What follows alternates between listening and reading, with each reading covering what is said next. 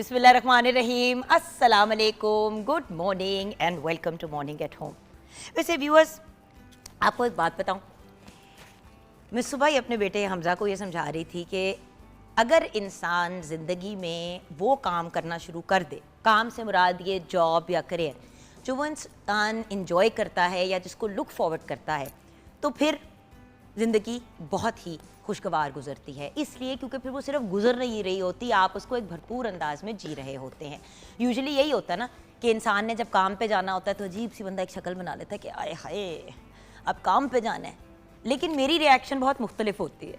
जब मैं सुबह उठती हूँ तो एक एक्साइटमेंट में उठती हूँ कि भाई ऑब्वियसली एक तो अल्लाह ताला से इंसान को गुफ्तगू करने का मौका मिलता है। जब इंसान नमाज़ पढ़ता है तो आप नमाज़ पढ़ते हैं, आप अल्लाह मियाँ के साथ कनेक्ट करते हैं, फिर एक्सरसाइज वगैरह करना। मेरे दिन का आगाज़ अल्लाह का शुक्र है व्यूअर्स बहुत अच्छा इस पॉइंट ऑफ व्यू से होता है कि कुछ भी एक रात पहले हुआ हो, कितनी भी टेंशन हो, when I wake up in the morning अल्लाह का शुक्र अदा करना। एंड सच्ची बात है व्यूअर्स, जब इंसान उठते ही ना सबसे पहली चीज़ नमाज की तरफ इंसान रुजू करता है तो एक्चुअली आपका माइंड बहुत ज़्यादा सेटल हो जाता है। आपकी बहुत सी एंग्जाइटी, बहुत सी फ्रस्ट्रेशन ज़रा सेटल हो जाती है क्योंकि आपको कुछ अकेले अपनी ज़ात के साथ एक वो टाइम भी मिल जाता है। मैं एक मेडिकल पॉइंट ऑफ व्यू से बात कर रही हूँ, स्पिरिचुअल और मजहबी पॉइंट ऑफ व्यू तो हम सब जानते हैं। देन उसके बाद एक्सरसाइज करना, एक हेल्दी लाइफ की तरफ जाना, एंड देन ऑफ कोर्स यहाँ पे आके फिर अपनी इस प्यारी सी टीम के साथ वक्त गुजारना। तो व्यूअर्स, उन चीज़ों से एक डिफरेंट लेवल ऑफ एक्साइटमेंट आती है। मैं आपको वैसे ही एक बात बताती हूँ कि कल मेरी तबीयत भी बड़ी ऑफ थी, रात को मैं डाउन भी फील कर रही थी, कोई वजह नहीं थी। कभी कभी ऐसा भी होता है व्यूअर्स के इंसान हार्मोनली या इमोशनली वैसे ही लो फील कर रहा होता है। लेकिन जब मैं सुबह उठी थोड़ा सा उसी किस्म का मूड था। बट व्यूअर्स, नमाज़ पढ़ने के बाद and then after that exercise करने के बाद मेरा इतना कितना पूरा ही माइंड सेट चेंज हो गया कि मेरे बेटे हमज़ा ने मुझे घूम के कहा कि मम्मा रात को तो आप बहुत परेशान थी। मैंने कहा हमज़ा परेशानी अभी भी है लेकिन अंदर कहीं जाके साइड पे हो गई है अब, बिकॉज बहुत सी वो जो कहते हैं ना दिमाग खुला, ज़रा सोचने का मौका मिला, थोड़ा सा वो हुआ। सो अपनी ज़ात को वक्त देना बड़ा इम्पोर्टेंट है। और मैं अल्लाह का बहुत शुक्र अदा करती हूँ कि इवन कोविड के टाइम में मैं बहुत ज़्यादा, जिस तरह बहुत से लोग अपसेट हुए, परेशान हुए, फ्रस्ट्रेट हुए, बहुत से लोग अपने घरों का किराया नहीं अफोर्ड करते थे क्योंकि हमारे यहाँ पाकिस्तान में अनफॉर्चुनेटली अब बहुत से लोग जो हैं वो किराए पे ही रहते हैं क्योंकि अपना घर बनाना या अपना घर होना अब एक बहुत बड़ी और एक बड़ी नायाब सी बात है। वरना आई रिमेंबर जब छोटे होते थे तो एक अंडरस्टूड बात होती थी कि अगर अम्मा अब्बा का घर है तो अम्मा अब्बा का अपना ही घर होता है और वो घर या दादा दादी का घर था वो फिर अब्बा जी के पास आ गया, और अब्बा जी का घर जो है वो फिर बच्चों को आ गया। बट हालात, सिचुएशन, सर्कमस्टांसेस, बहुत से लोगों ने अपने ही लाइफ टाइम में घरों को बेच दिया और फिर रेंट पे आ गए, ये सोचा कि जी हम फिर घर बना लेंगे, और फिर सिचुएशंस और मामलात की वजह से फिर घर नहीं बन पाया। आज मैं जब भी यंग लोगों को मिलती हूँ, उनसे मुलाकात करती हूँ, तो लोगों के बहुत से ख्वाब होते हैं, लेकिन सबसे बड़ा ख्वाब आज की दुनिया में जो मुझे लगता है किसी भी इंसान का होता है वो होता है अपना घर। और व्यूअर्स, अपना घर बनाना दुनिया का मुश्किल तरीन काम है, लेकिन ये वो दुनिया का मुश्किल तरीन काम है कि जब ये मुकम्मल हो जाता है तो व्यूअर्स ऑनेस्टली आपकी बहुत सी बड़ी बड़ी टेंशनें और स्ट्रेस ख़त्म हो जाती हैं। जब मैंने मीडिया में काम करना शुरू किया व्यूअर्स, मुझे इतना लोगों ने घूम के कहा कि भाई तुम हॉलीडेज़ पे नहीं जाती हो, तुम इंटरनेशनल ट्रिप्स नहीं मारती हो, मतलब हाँ। मेरा जवाब यही होता था कि भाई मैं काम की वजह से इतना ट्रैवल कर लेती हूँ। उस वक्त सारे एड्स वगैरह, टीवीसीज़ वगैरह जो है वो बैंकॉक में शूट होते थे, दुबई में भी काफ़ी काम होता था। मैंने व्यूअर्स माशाल्लाह अल्लाह का बड़ा करम है, ऑलमोस्ट अगर मैं कहूँ कि मतलब मैंने दुबई में भी शूट किया है, मैंने पेरिस भी जाके शूट किया हुआ है जब मैं एक ब्रांड के साथ उनकी ब्रांड एम्बेसडर थी, लेबनान जाके शूट किया है, प्राग में शूट किया है। अल्लाह का बड़ा करम है। मैं हमेशा यही सोचती थी कि यार ये जो एक होती है ना कि मैंने जाना है कहीं, वो तो मेरा जब मैंने काम शुरू किया और बाकी सारी चीज़ें शुरू की तो उससे पहले भी कनाडा में यूनिवर्सिटी की तालीम हासिल की। जब वहाँ पे थी तो वहाँ से अक्सर अमेरिका चली जाती थी फ्रेंड्स, फैमिली, रिलेटिव्स को मिलने के लिए। मेरी बेस्ट फ्रेंड लंदन में पढ़ रही थी तो आते जाते वहाँ पे स्टॉप ओवर ले लेती थी, तो साल में 2 दफ़ा वो भी हो जाता था। तो अल्लाह का शुक्र है, मुझे कोई ये नहीं था, चाह नहीं था कि बस मैंने बाहर जाना है और मैंने लोगों को दिखाना है कि मैं क्या क्या कर रही हूँ। मैंने वो अपने करियर के, अपने मीडिया के लाइफ के कोई ऑलमोस्ट 10 साल व्यूअर्स, 10 नहीं 7 साल सिर्फ काम करके पैसे जमा किए। और उसके बाद व्यूअर्स इतनी को औकात हुई कि मैंने ज़मीन ख़रीद ली DHA के अंदर। अच्छा, वो ज़मीन ख़रीदी, उसके बाद फिर पैसे जमा करने शुरू किए। अभी मेरे पास फाउंडेशन, जिसको नीए कहते हैं, उसके पैसे ही पूरे हुए थे। तो मुझे यहीं पे हमारे पाकिस्तान टेलीविज़न नेटवर्क के जो इस वक्त जनरल मैनेजर हैं कैसर शरीफ साहब, मेरे उस्ताद भी हैं और हमारे मॉर्निंग एट होम के एग्जीक्यूटिव प्रोड्यूसर भी रहे हैं बहुत अरसा। तो मतलब कैसर साहब से जब मेरी बात हुई तो उन्होंने मुझे कहा कि जुगन किस चीज़ का वेट कर रही हो, बनाना शुरू कर दो, नक्शा प्रूफ कराओ, बनाना शुरू कर दो। मैंने कहा कैसर साहब मेरे पास तो पैसे पूरे नहीं हैं। उन्होंने मुझे कहा कि जुगन शुरू कर दो, अल्लाह तुम्हारी मदद करेगा। एंड ऑनेस्टली व्यूअर्स, मैं आज भी कैसर साहब का तहे दिल से शुक्रिया अदा करती हूँ, अल्लाह का शुक्र अदा करती हूँ। और उनको अक्सर कहती भी हूँ कि कैसर साहब मैंने अगर घर बना लिया ना तो वो आपके धक्के की वजह से बना लिया। क्योंकि उस वक्त हर बंदा मुझे ये घूम के कह रहा था कोई काम कर लो, कोई बिज़नेस कर लो, किसी चीज़ में इन्वेस्ट कर लो। बिज़नेस से घर बनते हैं, लेकिन व्यूअर्स बिज़नेस का कामयाब होना भी तो ज़रूरी है ना। खैर अल्लाह का शुक्र है, घर बन गया, मुक गया। अच्छा, उसके बाद फिर मैंने कुछ पैसे सेव करके कुछ बिजनेसेस वगैरह में भी इन्वेस्ट किया। लेकिन व्यूअर्स अच्छे वक्त में और यंगर ईयर्स में मैंने घर बना लिया। अल्लाह का बहुत करम है, एट एज 35 मैं अपने घर में शिफ्ट हो चुकी थी 35 साल की उम्र में। और अल्लाह का बड़ा शुक्र है कि वो जो घर आप वीडियोस में भी देखते हैं और जिसके बारे में हम बात भी करते हैं, वो उस घर की एक एक ईंट मैंने खुद खरीदी है। उस घर की एक एक फिनिशिंग के ऊपर मैंने एक्सपेंस किया है। आप में से कोई भी मेरे हस्बैंड से ये बात पूछ सकता है, क्योंकि मेरी एक शर्त थी अपने हस्बैंड से शादी करते वक्त भी कि घर मैं बनाऊंगी और मैं खुद बनाऊंगी। ये एक मेरा गोल है, एक मिशन है, उससे मैंने नहीं हटता। सो व्यूअर्स, मैंने बनाया, अल्लाह का बड़ा करम है। फैसल की भी बहुत सपोर्ट थी ऑब्वियसली, जब तक वो इमोशनली सपोर्ट ना करते और खड़े हो के काम ना करवाते तो किस तरह वो चीज़ें होनी थी। लेकिन उन्होंने भी बड़ी सपोर्ट की। लेकिन व्यूअर्स, आज दुनिया चेंज हो गई है। इस वक्त सिचुएशन ऐसी है कि जब यंग लोग काम शुरू करते हैं, चीज़ें शुरू करते हैं, तो अक्सर वो ये सोचते हैं कि यार शादी तब करेंगे जब हम अपना कुछ बना लेंगे। और फिर होता ही है कि शादी भी फिर 35-40 साल की उम्र तक नहीं होती, बिकॉज वो इसी इंतज़ार में होते हैं कि अपना घर बना ले, अपने आप को सेट कर ले। तो फिर आज की दुनिया में, आज की सिचुएशन में क्या करें? अपना मकान, अपना घर, अपना होम कैसे बनाएं व्यूअर्स? इस चीज़ की पॉइंट ऑफ व्यू से मैं तहे दिल से, और ये मैं किसी के कहने पे बात नहीं कर रही या मैं किसी पेमेंट के बेस पे बात नहीं कर रही हूँ। व्यूअर्स, आप ये प्रोग्राम ऑलमोस्ट 16-17 सालों से जो लोग देख रहे हैं वो ये जानते हैं कि मैं पॉलिटिकल बातों में नहीं पढ़ती और ना ही मैं किसी भी स्पेसिफिक पॉलिटिकल पार्टी की सपोर्ट में कोई बात कहती हूँ या ख़िलाफ़ बात करती हूँ। क्योंकि मैं स्टेट चैनल पे बैठी हूँ और ये एक एंटरटेनमेंट का शो है, तो मैं न्यूट्रल रहती हूँ। लेकिन मुझे आज इस टॉपिक के पॉइंट ऑफ व्यू से मजबूर होकर ये बात कहनी पड़ रही है कि पंजाब का जो अपनी छत अपना घर का इनिशिएटिव है, ये एक ब्रिलियंट इनिशिएटिव है। क्योंकि हमारे मुल्क में जहाँ पे इंसान ज़मीन तक खरीदने के बारे में नहीं सोच सकता, उन जैसे लोगों के लिए ज़मीन खरीदने के भी मौके क्रिएट किए गए। उन लोगों के लिए मौके क्रिएट किए गए जिनके पास ज़मीन पिछले 40, 50, 100 साल से पड़ी हुई है, लेकिन उनके पास इतने पैसे ही नहीं जमा हो पा रहे कि वो घर कैसे बनाएं। इतने पैसे कमा लेते हैं कि खर्चा निकल जाए और कुछ थोड़े पैसे साइड पे कर दें। यानी कि अगर उनको कोई लोन या कोई ऐसा सिस्टम हो जाता है जहाँ पे मंथली उनके पैसे कटते रहते हैं और उनका लोन अप्रूव हो जाता है, तो वो अपना घर बना सकते हैं। तो यहाँ पे मैं chief minister Punjab, the first female chief minister of Pakistan, Maryam Nawaz Sharif साहिबा का शुक्रिया अदा करना चाहूँगी और आप लोगों को ये गाइड करना चाहूँगी कि व्यूअर्स, ये जो अपना घर, अपनी छत अपना घर वाला जो पूरा सिस्टम है, इसके अंदर या अपना घर अपनी छत जो भी, मतलब इसका आप लोग भी हिस्सा बन सकते हैं। मुझे बहुत से लोग कहते हैं कि ये तो सिर्फ जो है ना, ये तो जिन लोगों को मिल गया सो मिल गया, हमें नहीं मिलेगा। ऐसा कुछ नहीं है। आप अप्लाई कर सकते हैं, प्रॉपर वेटिंग प्रोसेस से गुजर सकते हैं। व्यूअर्स, मेरे अपने कुछ जानने वाले, मेरे अपने कुछ टीम मेंबर्स के लोन्स अप्रूव हो चुके हैं, बिल्कुल नॉर्मल प्रोसेस के थ्रू जाके। वाई? बिकॉज वो भी ये समझते हैं कि अपना घर कितना ज़रूरी है, अपनी छत होनी कितनी ज़रूरी है।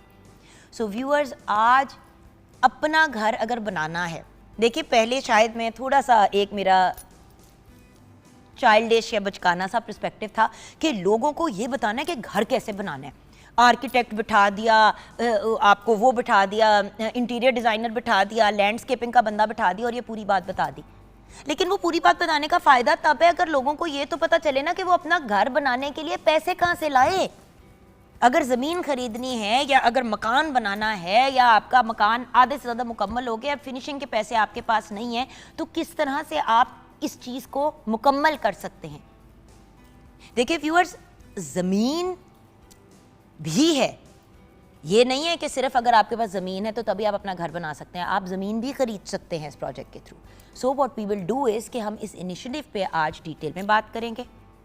कुछ ऐसे लोग भी हमें ज्वाइन करेंगे कि एक्सप्लेन करेंगे कि भैया अगर लोन लेना है तो वो कैसे होता है, किस तरीके से ये मामलात होते हैं, इसका ऑब्जेक्टिव क्या है। और रिसेंटली आपने देखा होगा कि सीएम साहिबा, पंजाब की सीएम साहिबा जो हैं वो गई हुई थी बाकू, तो उस ट्रिप पे भी इसी प्रोजेक्ट के ऊपर काम हो रहा था और बड़े अमेजिंग किस्म के इनिशिएटिव सजेस्ट भी किए गए और बड़े से बड़े आइडियाज़ लेके भी वापस आई मैम, जिनको इम्प्लीमेंट भी किया जाएगा। क्योंकि देखिए सिर्फ छत नहीं बनानी, छत ऐसी बनानी है जिसमें फॉर एग्जांपल सोलर पैनलिंग या इस किस्म का कोई सिस्टम हो ताकि बिजली का खर्चा लोगों का कम हो, पानी के ऐसे सिस्टम्स हों कि इतना ज़्यादा फाइनेंशियल खर्चा उसका ना हो। सो बात यह है कि घर तो बने लेकिन फिर उस घर चलाने के लिए भी ऐसी चीज़ें क्रिएट की जाएं ताकि लोगों के लिए आसानी पैदा हो और घर ऐसे बने जो फिर लाइफ टाइम आपको लास्ट भी करें। तो इन सब चीज़ों पे आज हम इसलिए बात करेंगे क्योंकि व्यूअर्स, मैंने तो अपना ख्वाब जैसे तैसे पूरा कर लिया, मेहनत करके, एफर्ट करके, और सच्ची बात है व्यूअर्स, अल्लाह का करम है, मैं बहुत अच्छे उस ज़माने में पैसे बहुत अच्छे कमा रही थी क्योंकि ज़ाहिर मीडिया में नई नई आई थी, एड्स भी कर रही थी, ये भी कर रही थी, तो जो कभी ऐड किया कोई ऐसी चीज़ की ज़रूरत से ज़्यादा जो भी होता था उसको सेव कर लेती थी, तो किसी ना किसी तरह बन गया। लेकिन वो लोग क्या करें जिनके 4 बच्चे हैं, अम्मा अब्बा की भी जिम्मेदारी है और अपनी वाइफ है, अब उनके पास 30-40 हज़ार रुपये बच जाते हैं महीने के, या 50 हज़ार रुपये महीने के बच जाते हैं, लेकिन 50 हज़ार में घर में तो नहीं बना सकते। लेकिन हाँ, अगर लोन है और लोन की पेमेंट वो 50 हज़ार रुपये करके हो जाती है पूरी और घर भी खड़ा हो जाता है, तो इससे बेहतर क्या है। और इंटरेस्ट फ्री लोन्स व्यूअर्स। सो हम इस पे बात करेंगे लेकिन थोड़ी देर में आगे जाके, क्योंकि आज मैंने हीट स्ट्रोक पे भी बात करनी है क्योंकि गर्मी की भी व्यूअर्स शिद्दत बहुत बढ़ गई है। सो अगर खुदा न खास्ता आपके घर में किसी को हीट स्ट्रोक हो जाए या बहुत बुरा लू लग जाए जिसको हम कहते हैं, तो फिर क्या करना चाहिए, इस पे भी हम बात करेंगे। किचन में शेफ़ नूर हमारे साथ हैं। अस्सलाम वालेकुम। वालेकुम सलाम। क्या हाल है आपके? बिल्कुल ठीक, आप कैसी हैं? बिल्कुल ठीक हूँ और बड़े दिनों से ये बात सोच रही हूँ कि देखो अपना घर कितनी प्यारी, मतलब जब कहते हैं ना कि ये मेरा घर है जी। आप देखें, एक वक्त होता लोग कहते थे हाँ जी आप मेरा घर है, तो लोग आते थे देखते थे, तो कभी ये लोग सवाल नहीं करते थे कि ये आपका या किराए का है। हाँ जी। अब अक्सर लोग जब लोगों के घर जाते हैं तो घर देखने का भी नहीं कहते क्योंकि वो यही प्रिज्यूम करते हैं किराए का ही होगा, अपना तो नहीं होगा जी, क्योंकि अफोर्ड ही नहीं करते। बिल्कुल। और मैं इतनी खुश हूँ और इतनी, वो जो कहते हैं ना कि ग्रेटफुल हूँ कि ये स्टेप उठाया गया है। हाँ जी, क्योंकि देखो सबसे बड़ा ख्वाब अपना घर होता है, जिनके पास नहीं औरत का भी मर्द का भी, बिल्कुल, कि ये इंसान को देखे व्यूअर्स, एक ये हौसला होता है ना कि यार अपनी छत तो है ना, कम से कम किराया नहीं देना, अपना है, इज्जत से यहीं पे जी लेंगे, यहीं पे मर लेंगे, सीधी बात है। सही कह रहे हैं आप। ट्रांसपोर्ट नहीं है, डजंट मैटर, बंदा चल के चला जाएगा, चल के आ जाएगा, बाकी सब चीजें मैनेज हो जाती है, छत ना हो ना बंदा रुल जाता है। बिल्कुल सही कह रही हैं। एक महीना गुजरता है, एक आंख बंद करो तो महीना आ जाता है, किराया लेने के लिए आ जाते हैं कि आप किराया देना है, तो जिसके पास ना हो तो फिर वो कितने उनको परेशानी और कितना कुछ करना पड़ता है कि किराया कहाँ से दें। बिल्कुल। सो ऐसा करते हैं कि हम ब्रेक की तरफ चलते हैं क्योंकि हमने एक ट्रिब्यूट भी पेश करना है हमारे मुल्क के एक बेहतरीन टीवी एक्टर, डायरेक्टर और प्रोड्यूसर को, अनवर इकबाल बलोच की आज डेथ एनिवर्सरी है। पीटीवी के साथ आपने बहुत काम किया। 25 दिसंबर 1949 में आप पैदा हुए। प्रोडक्शन से आपने अपने करियर का आगाज़ किया, फिर आपने उर्दू और सिंधी ड्रामों में भी बहुत एक्टिंग की। ड्रामा शमा से आपने बहुत पॉपुलैरिटी हासिल की। आपके फेमस ड्रामे शमा तो हैं सो है, फिर आखिरी चट्टान, झूठ, थोड़ा सा आसमान, जैसे बहुत से ड्रामे शामिल हैं। तो 1 जुलाई 2021 में आप इस दुनिया से रुखसत हुए। अनवर इकबाल बलोच साहब को अपनी दुआओं में ज़रूर याद कीजिएगा व्यूअर्स। और हम ब्रेक के बाद वापस आएंगे, किचन में जानेंगे शेफ़ नूर से कि वो क्या बना रही है।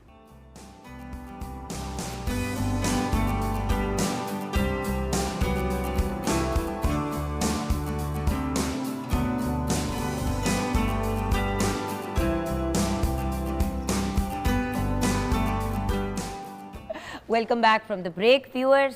वैसे हमारे प्रोग्राम की सबसे मज़े की बात यह है कि हमें कोई भी मसला होता है हम आपस में डिस्कस कर लेते हैं। मैंने कहा यार मेरी जूती के नीचे का फला हिस्सा उतर गया, तो इन्होंने कहा कि मैं बताती हूँ ये ठीक हो सकता है। तो सिर्फ किचन की एक्सपर्ट नहीं है, ये हेड टू टो हर चीज़ की एक्सपर्ट है, राइट?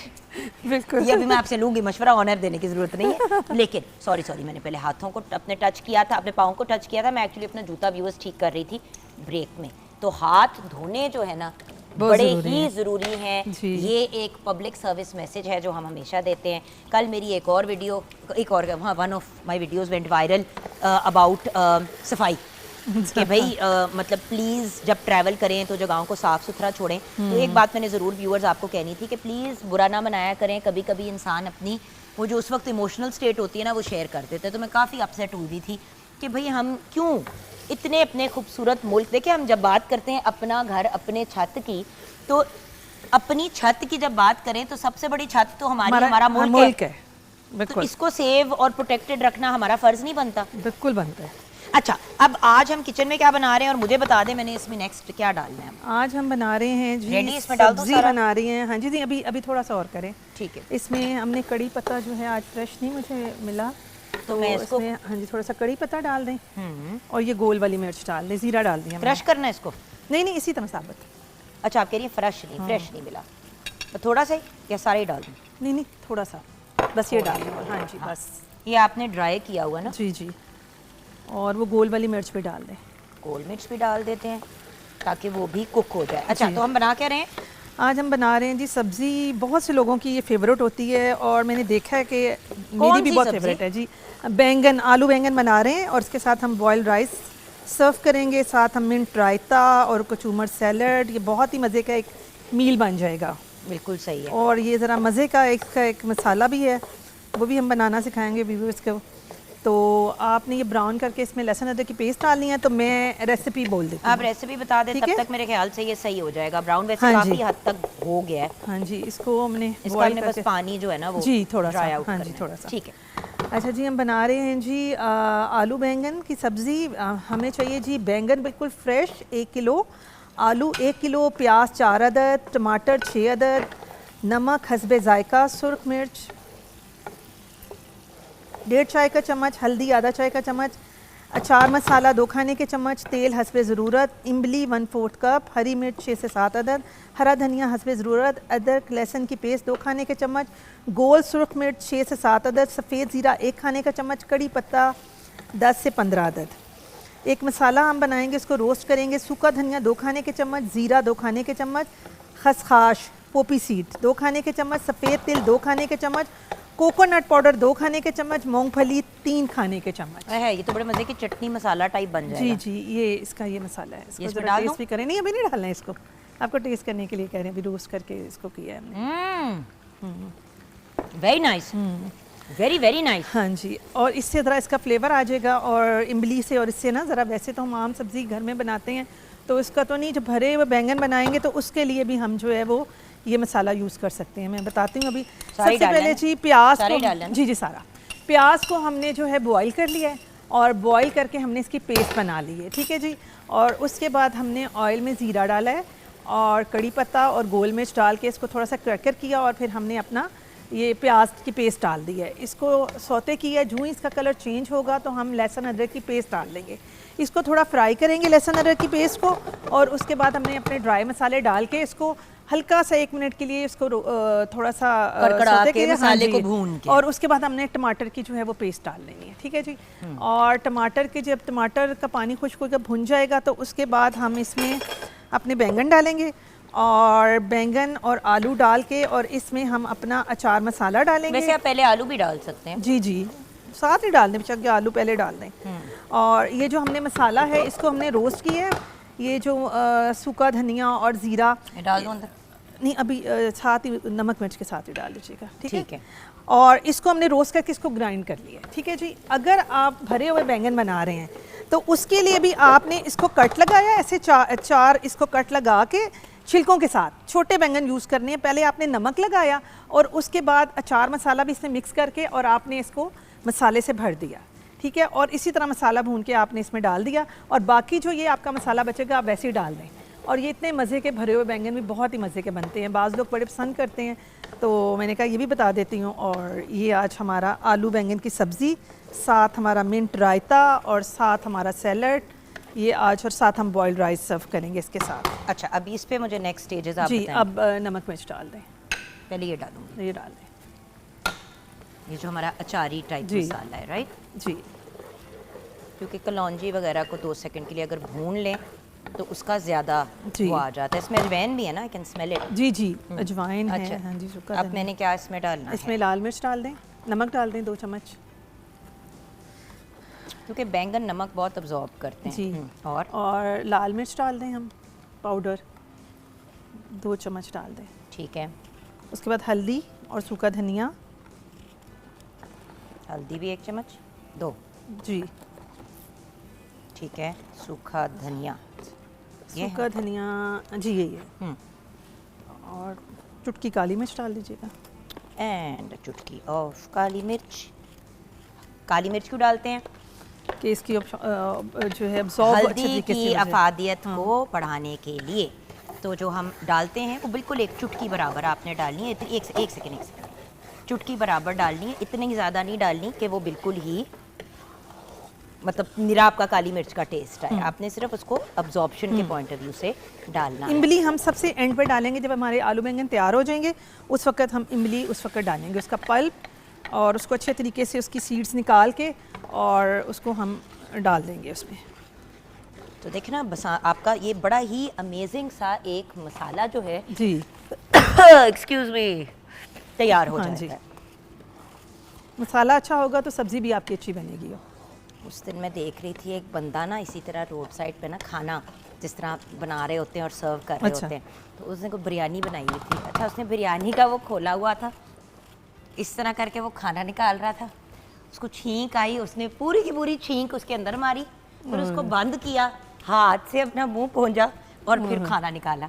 और जो भी बेचारा कस्टमर खड़ा था, मेरा ऐसा दिल खराब हुआ। मैं ट्रैफिक लाइट पे खड़ी हुई थी ना, लेफ्ट पे अक्सर स्टॉल्स वगैरह लोगों ने स्टॉल लगाए वगैरह हुए थे, तो होते हैं। बेचारे ने अपना स्टॉल लगाया हुआ था। अब मैंने कहा गरीब आदमी है, मासूम। खैर मैं फिर 2 मिनट के लिए गई उधर, मैंने कहा मेरे भाई एक मशवरा दूं, अगर आप बुरा ना मनाएं।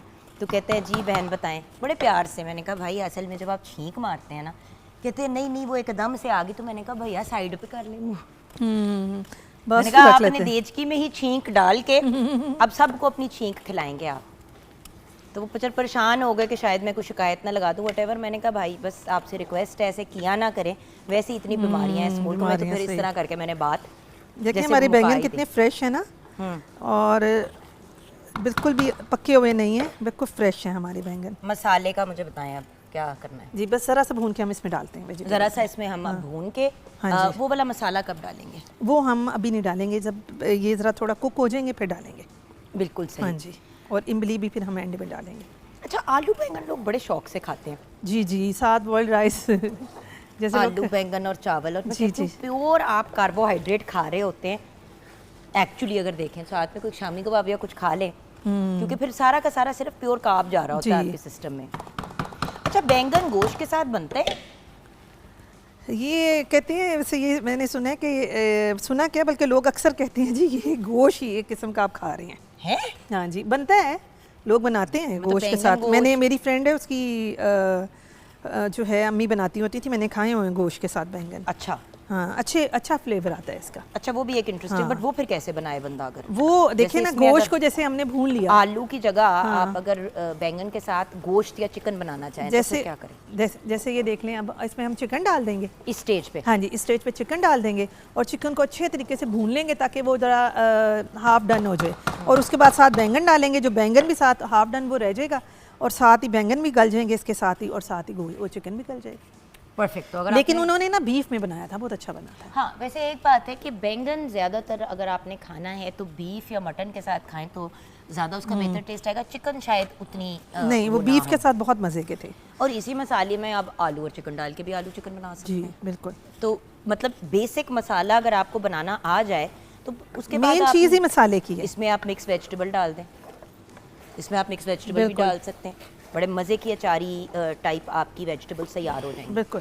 खैर, हम अब जाएंगे व्यूअर्स ब्रेक की तरफ। ब्रेक के बाद जब वापस आएंगे, बेसिकली तो मेन चीज़ देखने वाली मसाला ही थी, अब बाकी इसके अंदर चीज़ें डाल के कुक ही होनी है। जी, और मसाला फिर वो जो आपने कहा है वो आगे करके वैसे हम एक डाल सामने देंगे। डाल ही देते हैं, बल्कि डाल ही देते। ये ले जी, ये आपके आ गए बैंगन। जी, छिलका भी हमें चाहिए था क्या? हाँ, एक ही है। ये डालते हैं डंडी, इसके साथ बड़े मज़े का फ्लेवर अच्छा, आता है। डंडी हाँ जी। डालते हैं। अच्छा, मैं जी, डंडी जी। अपनी तरफ से निकाल रही थी। चले कोई बात नहीं, पर बस हम डाल देते हैं। बस डाल देते हैं। हाँ तो ये जी। हम अब वेजिटेबल्स भी डाल रहे हैं जी। And within 15 to 20 minutes आपका खाना पूरा रेडी रेडी हो हो जाएगा। हाँ जी। तो हम ब्रेक की तरफ चलते हैं, आप हमारे साथ रहिएगा।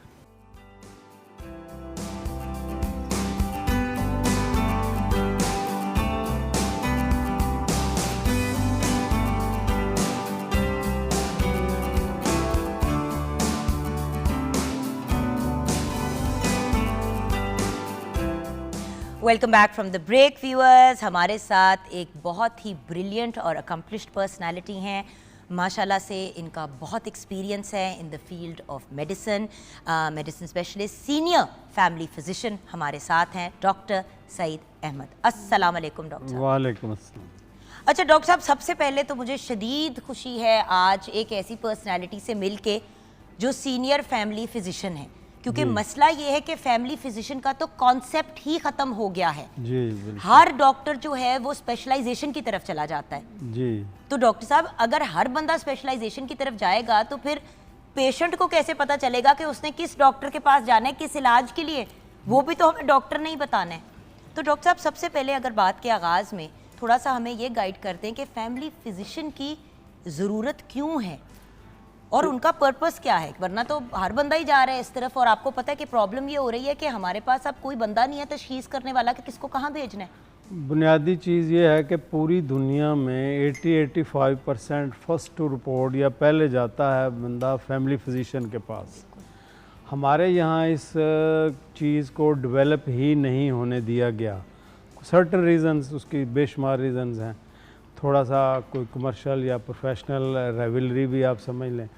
तो फैमिली फिजिशियन बुनियादी तौर पे वो होता है कि होल बॉडी डॉक्टर बिल्कुल। तमाम से। तो वो अगर उससे अगर चीज़ देखता है कि मुझे किसी ख़ास मर्ज़ के लिए स्पेशलिस्ट की ज़रूरत है या उससे कंसल्ट करने की ज़रूरत है या हैप्स हॉस्पिटल रेफ़र करने की ज़रूरत है, तो उसमें फिर वो उसको भेजता है पेशेंट को। अब आप देखें कि हम जो आधा तीतर आधा बटेर है, हम NHS यानी नेशनल हेल्थ जो सर्विसेज बरतानिया यूके की जो है उसकी हैं, वहाँ जो GP है या फैमिली फिजिशियन है, उसके बगैर आप अपना एरिया चेंज नहीं कर सकते। यहाँ फ़र्ज़ करें कि अगर आप एक शिमला पहाड़ी का रहने वाला बंदा है, वो अगर चाहे मैं गार्डन टाउन के किसी GP को दिखा लूँ तो वो दिखा नहीं सकता। और यही तो बात है ना डॉक्टर साहब, यही तो एक, अगर हम कहें कि मेडिकल प्रोफेशन की एक तरह से हमारे जो फैमिली फिजिशियंस होते हैं वो नींव होते हैं, फाउंडेशन होते हैं जी, उसी के ऊपर फिर घर तामीर होता है ना। और वही फैमिली फिजिशियन अब बच्चों को हर कोई पीडियाट्रिशियन के पास लेके जाता है, बिल्कुल ठीक है, लेकिन बात यह है कि पीडियाट्रिशियन के स्टेज के बाद एक स्टेज आता है जब बच्चा अब ना बच्चों में आता है ना बड़ों में आता है, किसके पास लेके जाओ?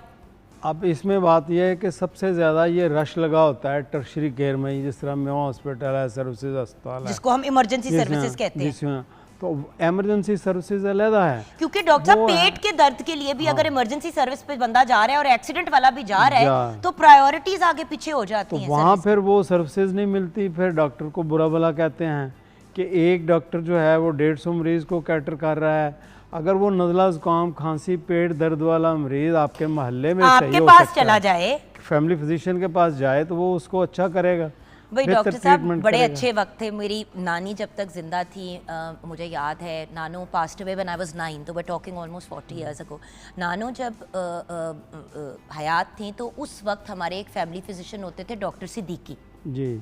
पूरी फैमिली डॉक्टर सिद्दीकी के पास ही जाती थी। उसका फ़ायदा ये होता था डॉक्टर साहब कि हमारी फैमिली में, जैसे मेरी अम्मी जब 13 साल की थी तो उनको एलोपेशिया हुआ था, वो जो बाल झड़ का इशू होता है, और उनको एलोपेशिया टोटैलिस हो गया था और वो फिर रिवर्स हो गया था।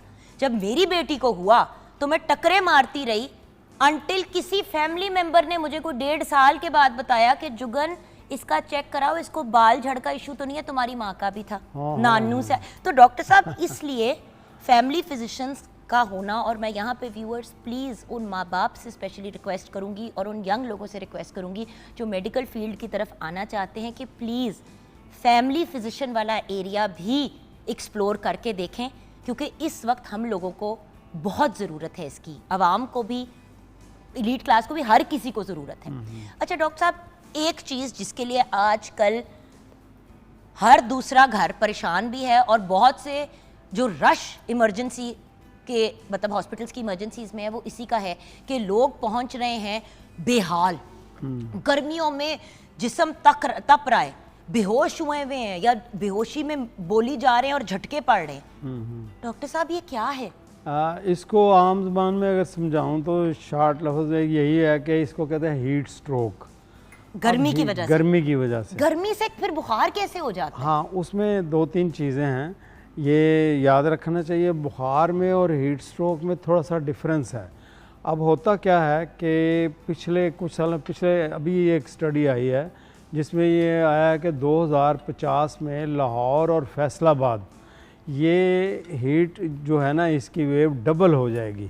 यानी अगर टेम्परेचर जो है वो 50 नॉर्मल होगा, जिस तरह हम कहते हैं ना 40 या 45 तक हम बियर कर लेते हैं, तो वो 2050 तक कितना ज़्यादा डबल हो जाएगा। और उसकी वजूहत आपको पता ही है, ग्लोबल वार्मिंग तो एक है ही है ना। तो हमारे लोकल क्या है कि पक्के घर बन रहे हैं, सड़कें बन रही हैं, दरख्त काटते जा रहे हैं, फिर कोई गाइडेंस नहीं है कि किस तरह रहना है। एक एक कमरे में 4-4, 6-6 लोग रहते हैं, काम करने वाली जगह पे भी कोई ऐसा सिस्टम नहीं है, हेल्दी सिस्टम नहीं है। और इसकी वजह से बीमारियां भी बढ़ रही हैं ना? इससे बेशुमार बीमारियां, यानी वायरल डिजीजेस तो होती इसी कम्युनिकेशन। आप देखिए पूरे पूरे खानदान लोगों के कितने ट्रॉमे से गुजरे। जब कोविड में जी एक घर में होता था तो घर के सारे, और एक घर में 12 लोग रह रहे हैं, अब 12 के 12 को हो गया। उनमें बुजुर्ग भी हैं, छोटे बच्चे भी हैं। अल्लाह का शुक्र है कोविड ने बच्चों को उस तरह नहीं इफेक्ट किया, लेकिन कितने बुजुर्गों की डेथ हुई, जवान लोग खड़े खड़े गिर गए, समझ ही नहीं आई। बिल्कुल आपने सही कहा। और ये इसका एक बहुत बड़ा रीजन है वो जो बंदे पे बंदा चढ़ने वाला सिस्टम है घर के अंदर। अच्छा, हम बात करेंगे जो हीट स्ट्रोक है क्या। हीट स्ट्रोक बुनियादी तौर पे होता है कि अल्लाह ताला ने ना हमारे ब्रेन के अंदर एक, समझें कि थर्मामीटर या रेगुलेटर, थर्मोस्टेट हमारा थर्मोस्टेट लगा हुआ। तो वो जब उसका काम ये होता है कि जब आपका टेम्परेचर, बॉडी का टेम्परेचर 36 से 40 तक या 40 से कुछ कम 39 तक, आप 39 तक हो ना, तो वो उसको रेगुलेट करता रहता है, उसको जो है ऊपर नीचे कर लेता है जितनी ज़रूरत होती है। अगर सर्दी हो तो वो हीट ज़्यादा प्रोड्यूस करना शुरू कर देती है बॉडी हमारी, और अगर उसमें वेन्स जो हैं वो कंस्ट्रिक्ट हो जाती हैं, तो अगर टेम्परेचर 40 से ऊपर चला जाता है ना, तो फिर उसके बस की बात नहीं होती। तो फिर ये होता है कि वो बॉडी टेम्परेचर को रेगुलेट नहीं हो रहा, तो वो होता ये है कि बंदा कन्फ्यूजन होनी शुरू हो जाती है, वॉमिटिंग शुरू हो, डिजीनेस शुरू हो जाती है। इससे पहले का भी एक मरहला होता है कि जिस्म ठंडा बर्फ हो जाता है। हाँ। अच्छा, एक ठंडा बर्फ होता है और बिल्कुल जैसे बंदा ना, जैसे ऑलमोस्ट जैसे सख्ते में नहीं होता।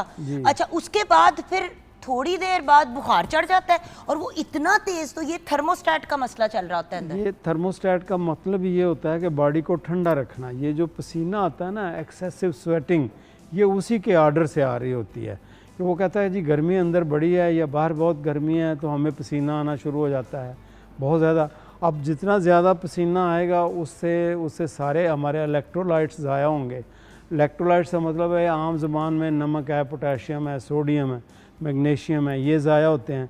अब ये ज़ाया होते हैं तो ये पट्ठों को जो है वो इरिटेट करते हैं, जिससे क्रैम्प शुरू हो जाते हैं, झटके लगने शुरू हो जाते हैं, बंदा कन्फ्यूजन हो जाता है, दिमाग को पूरी सप्लाई नहीं जा रही होती न्यूट्रिशंस की, ये सोडियम की, पोटाशियम की, तो बंदा कंफ्यूज होता है, उल्टी सीधी बातें करता है, अच्छा, इरिटेट होता है। डॉक्टर साहब जरा सा वापस एक सेकंड के लिए चलें।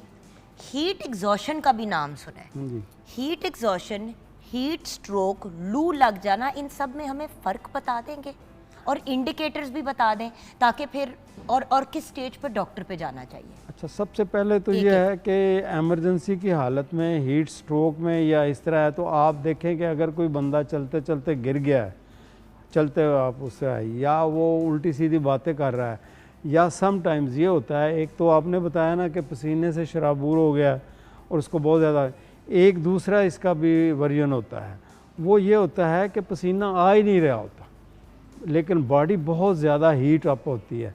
वो ज़्यादा ख़तरनाक होता है कि वो उसके अंदर जो पानी है या रेगुलेटर जो है, वो थर्मोस्टेट जो है, वो उसको स्वेटिंग होने ही नहीं दे रहा। जब स्वेटिंग नहीं होगा तो बॉडी टेम्परेचर नहीं नीचे जाएगा, उसको वो जो होता है ना, वो बहुत जल्दी जो है गुर्दों पे, दिमाग पे, जिगर पे बहुत बुरा असर करता है। अच्छा डॉक्टर साहब, यहाँ पे हम ब्रेक की तरफ जाते हैं। ब्रेक के बाद जब वापस आएंगे ना, आप मुझे बताएंगे कि हम इस मसले से बचें कैसे, और अगर घर में कोई ऐसा बंदा आपको लग रहा है जो ढीला पड़ रहा है, तो घर पे ही मौके पे क्या करें और फिर किस स्टेज पे डॉक्टर पे जाएं। तीनों मरलों को कवर करते हैं, बिकॉज मेन तो डॉक्टर साहब आप भी जानते हैं, हमारा गोल eight morning at home is prevention is better then the cure. बंदा बीमार ही ना हो तो बेस्ट है। तो प्रिवेंशन भी हमें गाइड करने के लिए who is better than a proper MBBS doctor, जो he is not just a family physician, he is a very senior family physician. तो ब्रेक के बाद डॉक्टर सईद अहमद हमारे साथ होंगे, हम इनसे डिस्कशन को कंटिन्यू करेंगे और गाइडेंस लेंगे कि मौके पे क्या करना चाहिए, एंड देन हॉस्पिटल कब लेके भागना चाहिए बच्चे और बुजुर्ग को, स्पेशली ब्रेक के बाद।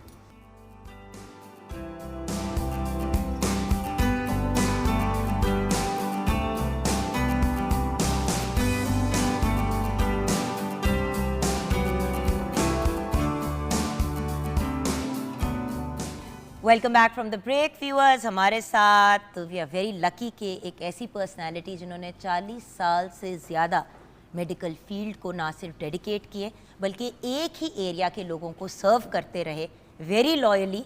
एंड सच्ची बात है व्यूअर्स, हम ब्रेक में जब डॉक्टर साहब से मैं बात कर रही थी तो मुझे इन पे बहुत फ़ख्र भी हुआ और दुख भी हुआ इस चीज़ का कि कितने कम लोग मेडिकल फील्ड की तरफ अब इसलिए आ रहे हैं क्योंकि वो एक्चुअली इस फील्ड से प्यार करते हैं और वो लोगों के लिए, अल्लाह की मखलूक के लिए आसानी पैदा करना चाहते हैं। और डॉक्टर साहब is one of those people. Doctor Saeed Ahmed साहब हमारे साथ हैं। He is a senior family physician, medicine specialist हैं और उसके अलावा प्रिवेंटिव मेडिसिन पे और न्यूट्रिशन पे बहुत काम करते हैं, जो गप लगा के आई रियलाइज। सॉरी डॉक्टर साहब, आज के टॉपिक पे वापस आते हैं, बट आपसे मैंने डेफिनेटली डॉक्टर साहब ऑनर ये बात कह रही हूँ ताकि आप फिर भाग ना सके, आपसे डायबिटीज़ रिवर्सल पे भी बात करेंगे इंशाल्लाह। व्यूअर्स, डॉक्टर साहब नेक्स्ट टाइम आएंगे तो हमें ये गाइड करेंगे कि किस तरह से विदाउट मेडिसिन आप अपने आप को रिवर्सल की तरफ ले जा सकते हैं और प्रॉपर गाइडेंस के through under the supervision of a doctor. ये भी हमें डॉक्टर साहब बताएंगे आगे जाके। लेकिन डॉक्टर साहब, अभी हम हीट स्ट्रोक, हीट एग्जॉशन, लू लगना, इसकी बात कर रहे थे। डॉक्टर साहब, इससे बचा कैसे जा सकता है? देखिए, कुछ लोग होते हैं जो पूरी गर्मियाँ गुजर जाती हैं, एक दफ़ा बेहोश नहीं होते, चक्कर नहीं आते, गिरने वाले नहीं होते, और कुछ ऐसे लोग होते हैं जिनकी पूरी गर्मियाँ बेहोश हो के अस्पताल पहुँच के गुजरती है। दोनों में फ़र्क क्या है? अच्छा, दूसरी एक बात तो पहले ये बताऊं, जो प्रिवेंशन की बात है ये बिल्कुल एक्सीलेंट है और ये होनी चाहिए। अच्छा, लू लगने की, हीट स्ट्रोक का पता, इसकी एमरजेंसी का सबको होना चाहिए। फ़र्ज़ करें कि सड़क पे किसी बंदे को ऐसा हो गया तो क्या करें? सबसे पहले उसके कपड़े हल्के कर दें, उसका एयरवेज़ यानी देखें कि सांस ही आ रहा है।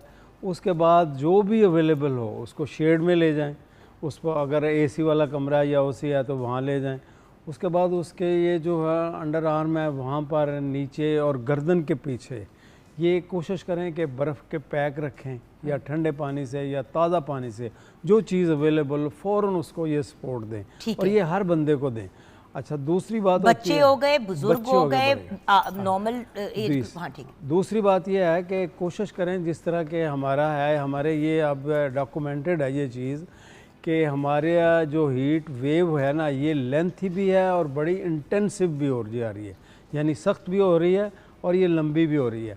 अब आपने देखा होगा कि पहले 8-9 महीने गर्मी होती थी, अब पता नहीं सर्दी आए कि ना आए, इस तरह का सिस्टम हो गया। लेकिन डॉक्टर साहब देखिए, जैसे आज 1 जुलाई है और आज से ऑफिशियली जो है मॉनसून का सीजन जी पहली स्पेल शुरू हो रही है। यूजुअली जब मॉनसून की स्पेल आती थी गर्मियों में तो एक ठंडक महसूस होती जी थी। अब गर्मी की शिद्दत भी, और वो जिस तरह कराची में, अब लाहौर में वो वाला टेम्परेचर हो गया जो कराची में होता था, और वो चिप वाली लू बिल्कुल जो और पसीना आपका निकालती है। जी। तो उसमें ये होता है कि सारा दिन जो है हमारी दीवारें सड़कें सारी गर्म हो रही होती हैं। अब मैं अभी देख रहा था कि सालाना पंजाब में 2 मिलियन से ज़्यादा नई गाड़ियां रजिस्टर होती हैं, तो वो सारी जो हीट है बाहर ही निकालती हैं, बिल्कुल। एसी निकालती हैं। तो हम अपने उसमें देखें, एक तो इमरजेंसी में ये हो गया, दूसरा आपने अगर देखा है कि बंदा बिल्कुल बेहोश हो गया है तो फ़ौरन आप 1122 को कॉल करें, उसको हॉस्पिटल की ज़रूरत है। ठीक है। तीसरी बात यह है कि सबसे ज़्यादा अहम चीज़ होती है इसमें फ्लूइड की, पानी की, और पानी में क्या चीज़ देनी चाहिए। अब होता यह है कि जब ज़्यादा पसीना आता है या इस तरह का होता है तो उसमें सोडियम क्लोराइड, पोटाशियम और मैग्नीशियम, ये 3-4 चीज़ें होती हैं जो कम हो जाती हैं बहुत ज़्यादा। अच्छा, यहाँ पे डॉक्टर साहब आपसे एक बात पूछना चाहूँगी। मैंने ऐसे भी केसेस देखे हैं कि सफ़ेद सोडा जो नहीं होता मीठा वाला, जी जी जो डिफरेंट सॉफ्ट ड्रिंक्स का होता है, नाम नहीं मैं लूँगी, वो पिला देते हैं। जी। अब उसमें तो कैफीन होती है, तो वो तो और आपके अंदर की नहीं, वो होता है सोडियम बाइकार्बोनेट। अच्छा जी। ये जो दूसरा आम नमक है इसको हम कहते हैं सोडियम क्लोराइड। ठीक है। तो मकसद हमारा ये होता है कि सोडियम की कमी ना हो। मैं ये पूछूं कि सोडा देना है कि नहीं देना? दे सकते हैं, सकते हैं। लेकिन सबसे अच्छा ये है कि आप उसको नींबू पानी दें, नमक वाला, ठीक है। मीठा नहीं है। नींबू पानी दें, ORS का पानी दें, इस तरह की चीज़ें ज़्यादा दें। ये पानी इसलिए पिलाना है कि ये पानी उसके जिस्म के अंदर ठहरेगा। अच्छा डॉक्टर साहब, बड़ी दफ़ा लोग कहते हैं नहीं पीना, क्योंकि उस हालत में बंदे का ना कुछ पीने को चाहता है ना कुछ, बस कहता है भी जान छोड़ दो। हाँ, उस वक्त आपका जो ख्याल रखने वाला है उसका रद्द अमल क्या हो? वो फिर भी ज़बरदस्ती पिलाए? नहीं, ज़बरदस्ती बिल्कुल नहीं बताना। ख़ास करके जो 2 एजेस हैं ना हमारी, इसको हम कहते हैं एक्सट्रीम एजेस, बच्चों को और बड़ों को, इनमें दोनों का ख्याल रखना चाहिए। और एक प्रिवेंशन में ये चीज़ भी याद रखें कि 11 बजे से लेके 4 बजे तक आउटडोर या बाहर ज़्यादा धूप में गर्मी में ना जाएं। इसीलिए शायद बच्चों को छुट्टियां भी कर देते हैं हम, और बूढ़े लोगों की। और तीसरी एक कैटेगरी वो है जिनको साथ शुगर है, ब्लड प्रेशर है, दिल की तकलीफ़ है, फालज की तकलीफ़ है, उनको तो बिल्कुल बचना चाहिए इससे, इस हीट स्ट्रोक के, क्योंकि इससे परमानेंट कोई ना कोई आपका अज़ा या आपको फालज हो सकता है, गुर्दे फेल हो सकते हैं, जिगर ख़राब हो सकता है, मतलब आपकी डेथ हो सकती है। और व्यूअर्स, सबसे अल्टीमेट डेथ हो सकती है इससे। देखिए व्यूअर्स, कोई बीमारी लगना ज़रूरी नहीं होता। हमारे कुछ ऐसे अमल भी होते हैं, खुदा न खास्ता अल्लाह माफ़ी दे, गाड़ी आपको आपका एक्सीडेंट हो, आपकी वहाँ पे भी मौत वाक़या हो सकती है, लेकिन ये एक प्रिवेंटेबल चीज़ है।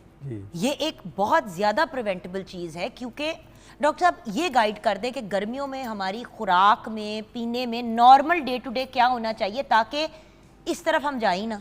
अच्छा, सबसे ज़्यादा अहम चीज़ है कि हमें बहुत सारी मिथ्स हैं कि हमने गर्मियों में गर्म चीज़ नहीं खानी, जिस तरह के अंडा है, अंडे की जर्दी है, या कुछ सब्ज़ियां हैं जिस तरह बैंगन है, करेले हैं, ये हैं। तो मेरा तो जहन में ये बात होती है, मेरा 40-45 साल का एक्सपीरियंस है।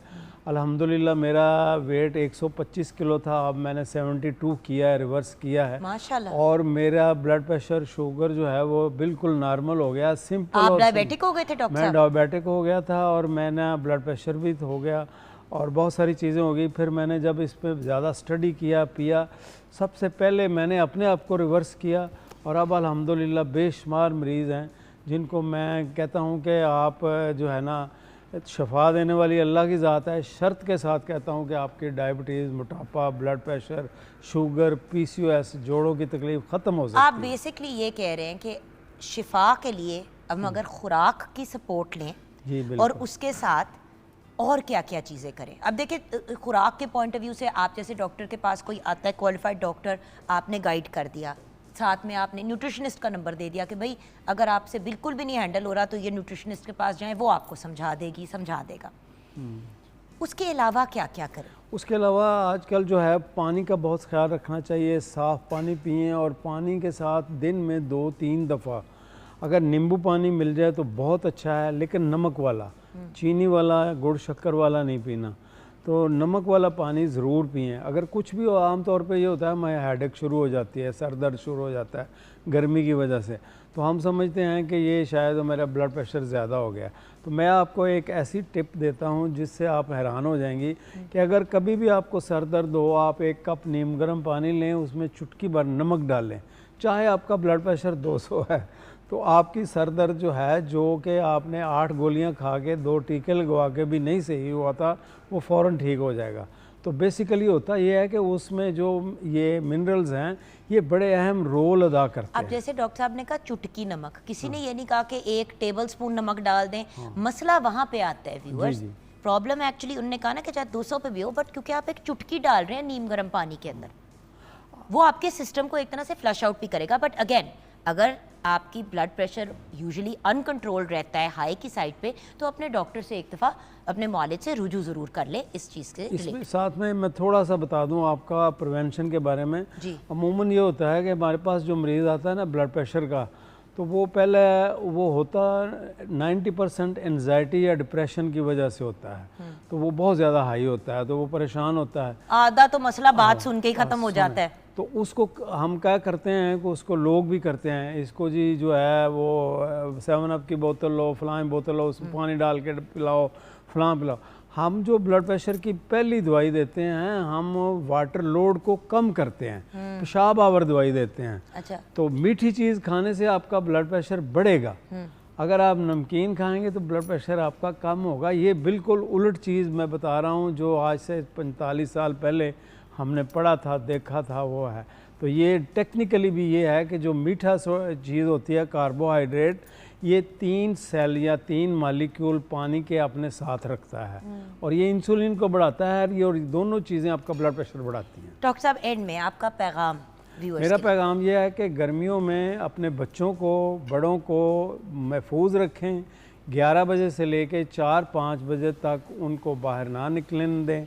सर पे कपड़ा रखें, ख़ास करके गर्दन के पीछे वाला हिस्सा है, यहाँ बॉडी का हमारा थर्मोस्टेट होता है, इसको नंगा ना करें और इसको ठंडा रखें जितना हो सकता है। तो हमारे यहाँ ये है कि हम पगड़ी नहीं पहनते, टोपी नहीं पहनते, अगर टोपी पहनते भी हैं तो वो जगह हमारी नंगी होती है। और पानी का ख़ास ख्याल रखें, साफ़ पानी पिएं और दिन में 2 से 3 दफ़ा नींबू वाली नमकीन शिकंजवी पिएं। ORS अगर आपका बहुत ज़्यादा काम है बाहर आ तो 1 पैकेट पी सकते हैं। इसके अलावा कुछ सब्ज़ियां हैं जिसमें पोटाशियम बहुत ज़्यादा अच्छा होता है, जिस तरह बंद गोभी है, सफ़ेद गोभी है, गाजर है, मूली है, चुकंदर है। इसमें पोटाशियम बहुत अच्छा होता है, जो आपके पट्ठों के लिए, ब्लड प्रेशर के लिए और गर्मी के लिए बहुत अच्छा है। इनको कसरत से खाएं और कच्ची भी खा सकते हैं, पका के भी खा सकते हैं, ये आपको फ़ायदा देंगी। और बिल्कुल ना डरें कि गर्म चीज़ें खाने से, जिस तरह करेले है, बैंगन है या अंडे की जर्दी है या गोश्त है, इससे आपको कोई गर्मी लग जाएगी, ऐसा कुछ नहीं है। भाई हमने भी आज किचन में आलू बैंगन ही बनाए हैं। But the point is viewers, वही वाली चीज़ ना जो हमने किचन में भी आपसे शेयर की कि घर पे खुराक बनाएं, साफ़ सुथरी बनाएं। बार बार डॉक्टर साहब ने कहा साफ़ पानी पिए और पानी का ज़्यादा इस्तेमाल करें। 2 गिलास पानी पीना पूरे दिन में ज़्यादा पानी नहीं होता, 8 से 10 गिलास पानी पिएं। देखिए, आप लोग गाड़ियों पे इतना पानी बहा रहे होते हैं उनको साफ़ करने के लिए, लेकिन अपने अंदर के सिस्टम को साफ़ करने के लिए 8 से 10 गिलास पानी नहीं यूज़ कर सकते। वही पानी फिर आपको सारा दिन साथ लेके चलेगा एंड आपको फिर अगर पानी की कमी नहीं होएगी तो आप हीट स्ट्रोक और हीट एग्जॉशन की तरफ भी नहीं जाएंगे। सो कुछ बेसिक चीज़ें अगर हम सब कर लें तो हम सब एक खुशहाल और हेल्दी लाइफ की तरफ जा सकते हैं। Thank you so much doctor साहब। आपकी इजाज़त से एक लास्ट पॉइंट कहना चाहता हूँ कि पानी कितना पिएं। पानी इतना पिएं कि आपको 4 से 6 दफ़ा पेशाब आए, ये नहीं गिनना कि गिलास कितने पिए। बिल्कुल सही है। और इवनिंग में वो पानी ज़्यादा पिएं, दिन में जो पानी पिएंगे वो आपका पसीने से, बातों से निकल जाएगा। ठीक है, thank you so much doctor साहब। व्यूअर्स, हम जाएंगे ब्रेक की तरफ। ब्रेक के बाद जब वापस आएंगे तो अपना घर, अपनी ज़मीन, अपना कुछ कैसे बनाया जा सकता है हमें गाइडेंस देंगे हमारे बहुत ही प्यारे भाई हैं। उनके साथ कुछ और उनकी जो सपोर्ट टीम है वो भी आ रही है, हमें ज्वाइन करेंगे प्यारे से हमारे भाई सिकंदर भाई, जो डायरेक्टर जनरल है Punjab housing and town planning agency government of Punjab से। पंजाब में बहुत ब्रिलियंट काम हो रहा है, आज हम उस पर बात करेंगे ब्रेक के बाद।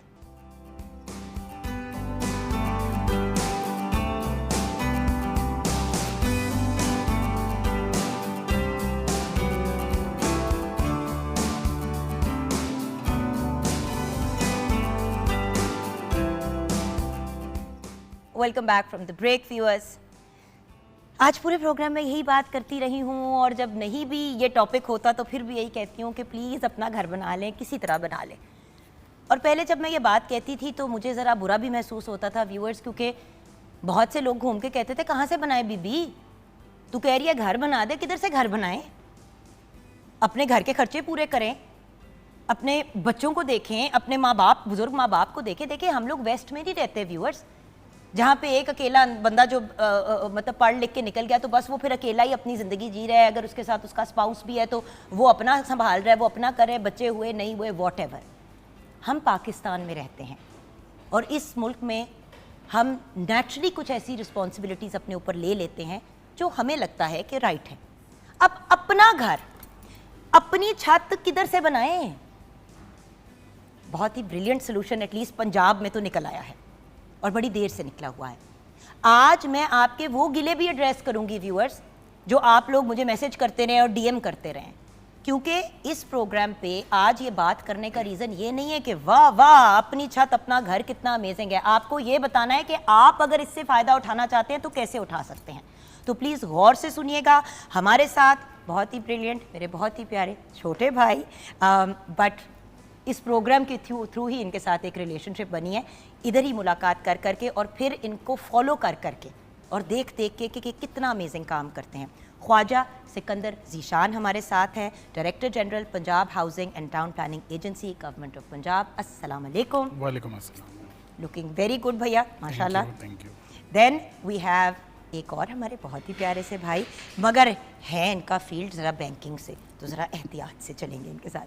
Chief digital officer bank of Punjab, basically the mother of all banks. Then we have Nofal Dawood with us. Assalamu alaikum. वालेकुम सलाम जी, बहुत बहुत शुक्रिया आज बुलाने का। Thank you so much for joining us. आपसे हमने बड़े मुश्किल मुश्किल सवाल पूछने हैं क्योंकि हाज़िर हूँ। कुछ लोगों की शिकायतें भी आ रही हैं कि वो सारा कुछ हो गया ते बैंक नहीं मना कर देता, ऐनी से आती है। तो ज़रा सा अगर आप हमारे व्यूअर्स को अंडरस्टैंडिंग के, बहुत से लोग जो आपको इस वक्त देख रहे हैं वो शायद उनको तालीम हासिल करने का मौका ही नहीं मिला, मेरी पूरी कोशिश होगी सो हम आज इस वक्त। उनको भी गाइड करें। Then our IT genius is here with us. We have with us Director Operations and Implementation, Punjab Information Technology Board, Government of Punjab, Mohammad Haseeb Anwar. Assalamu alaikum. वालेकुम अस्सलाम, थैंक यू जी। Thank you so much for joining us. किस तरह करना है, क्या करना है, मतलब इंफॉर्मेशन टेक्नोलॉजी बोर्ड की क्या कनेक्शन है? अब देखें ना, हम बात कर रहे हैं छत की और घर की, टेक्नोलॉजी तक की ताल्लुक है, बैंक तक की ताल्लुक है। ये सारी चीज़ें आपको व्यूअर्स क्लियर करने के लिए जब आपको कहा जाता है कि जी अब आपकी ये चीज़ यहाँ जाएगी या आपने ये पेपर्स हमने वहाँ सबमिट करने हैं, तो वो लोग भी अब आपके सामने हैं। अब इससे ज़्यादा ट्रांसपेरेंट हम काम नहीं कर सकते। जी, सबसे पहले तो अपनी छत अपना घर, उसके बारे में अगर हम आप ब्रीफिंग दे दें, क्योंकि बहुत से ऐसे लोग भी इस वक्त प्रोग्राम देख रहे हैं जिनको शायद पता है but they are not clear on that, and ये पंजाब बेस्ड है फॉर नाउ व्यूअर्स, राइट? बिस्मिल्लाहिर्रहमानिर्रहीम, thank you so much once again. और अपनी छत अपना घर जब हमने इसे स्टार्ट किया था और तब से लेके अब तक अल्हम्दुलिल्लाह गुज़िश्ता तकरीबन 1.25 साल 1.5 साल में हम बस जी जी सिर्फ 1.25 साल हुए? हाँ जी। वाओ। और इसमें हम तकरीबन कल तक 1,75,000 लोगों के कर्जे अप्रूव कर चुके हैं और मैं डिस्बर्स कर चुके हैं अल्हम्दुलिल्लाह। 1,75,000, 1,75,000, ऑलमोस्ट 200,000 पीपल हाँ जी, जिनका अपना घर, अपनी छत बन जाएगी, वो अपनी ज़मीन अल्हम्दुलिल्लाह। खरीद लेंगे, मतलब जिसकी जो ज़रूरत है। अल्हम्दुलिल्लाह। अच्छा, अब उसमें- इसमें कैटेगरीज क्या क्या आती हैं? इसमें जो सबसे इम्पॉर्टेंट चीज़ समझने की है, जब ये प्रोसेस स्टार्ट हुआ, लो इनकम हाउसिंग पूरी दुनिया में एक इशू है, एक पूरी दुनिया में डिबेट है अफोर्डेबल हाउसिंग की, लो इनकम हाउसिंग की। गवर्नमेंट ऑफ पंजाब ने चीफ मिनिस्टर साहिबा के विजन के तहत जब ये प्रोग्राम शुरू किया तो बहुत सी अप्रीहेंशंस थी, क्या किया जाए, किस तरह किया जाए, एलिजिबिलिटी क्राइटेरियाज क्या हो, किस तरह से इसको मुनफरद बनाया जाए कमर्शियल बैंकिंग लोन से, किस तरह से लोगों को ये ट्रस्ट दिलाया जाए कि इसकी ट्रांसपेरेंसी को इंश्योर किया जाए। तो उसके लिए एक पूरे सिस्टम्स डेवलप किए गए और जब लोग अप्लाई करते हैं ऑनलाइन उनकी स्क्रूटनी होती है, स्क्रूटनी के बाद जब कर्ज़ा उनका अप्रूव होता है तो उनको पहली किस्त जारी होती है जो कि हमारी जो कर्ज़े की रकम है वो है 15 लाख। हम मुतअद्दिद दफ़ा बता चुके हैं 15 लाख का आधा कर्ज़ा 7.5 लाख उनको एक बार इशू होता है, और जब वो लेंटर डाल लेते हैं तो 7.5 लाख दूसरी दफ़ा इशू होता है। अब हम पे उससे बड़े लोन्स भी तो आप लोग देते हैं कि नहीं? जो ये प्रोग्राम है हमारा अपनी छत अपना घर, ठीक उसकी है। जो सीलिंग है वो 15 लाख, वो ये ठीक है, 15 बिल्कुल लाख। सही है, समझ आ गई। बाकी जो अदरवाइज प्रोग्राम्स चल रहे हैं और हुकूमत के या फेडरल गवर्नमेंट के, उनकी डिफरेंट वो कैटेगरीज। सेपरेट। हाँ जी। ठीक है। अपनी छत अपना घर की जो सबसे मुनफरिद चीज़ ये है, नंबर एक तो ये कि इसमें कोई कोलेट्रल नहीं है। आपकी जो प्रॉपर्टी है उसको प्लेज नहीं किया जाता, उसको सिर्फ रेवेन्यू रिकॉर्ड में लियन मार्क कर दिया जाता है कि इस प्रॉपर्टी के अगेंस्ट कर्जा जारी हुआ। नंबर एक। नंबर दो, इस पे कोई सूद नहीं है, कोई इंटरेस्ट नहीं है, ये इंटरेस्ट फ्री लोन है। और तीसरा ये कि इसकी जो मियाद है जिसमें आपने कर्ज़ा वापस अदा करना है वो 9 साल है।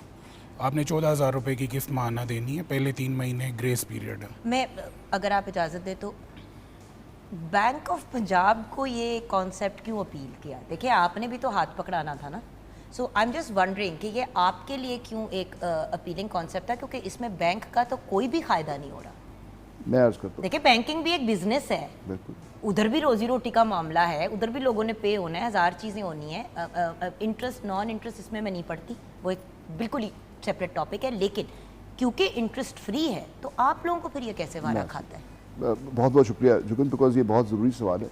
इस सवाल को मैं 2 गुजारिशात आपके सामने बिल्कुल करना ठीक। चाहूँगा। इस प्रोग्राम को जब डिज़ाइन किया गया तो सबसे पहले मैं तहे दिल से अप्रिशिएट करना चाहता हूँ हुकूमत पंजाब और खुसूसन वज़ीर आला पंजाब का, बिकॉज़ इस प्रोग्राम के जो 2 डिज़ाइन एलिमेंट्स हैं जो दोनों हमारे पंजाब के सिटीजन से और बोरवर से रिलेट करते हैं, वो इतने आसान और इतने सहल बनाए गए हैं कि जिसके बाद अब किसी भी पंजाब के सिटीज़न को मीनिंगफुल तरीके से अपने ऊपर एक छत क्रिएट करने का जो एक बहुत बड़ी रुकावट होती थी वो दूर हो गई। एक उसमें जहत, जिस तरह ख्वाहिश साहब ने अभी फरमाया कि इस कर्ज़े की जो फाइनेंशियल टर्म्स इतनी आसान है कि बोरोवर के लिए ये इंटरेस्ट फ्री लोन है।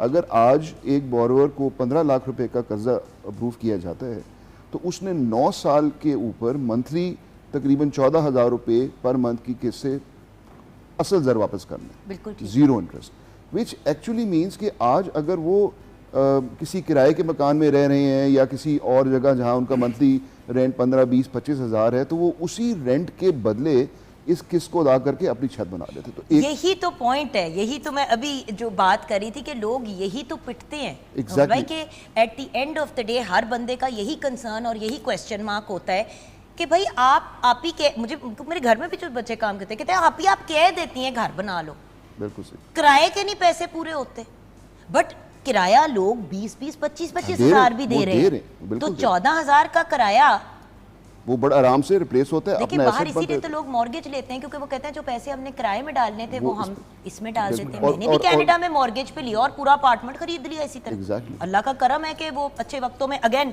किसी ने अक्ल दी।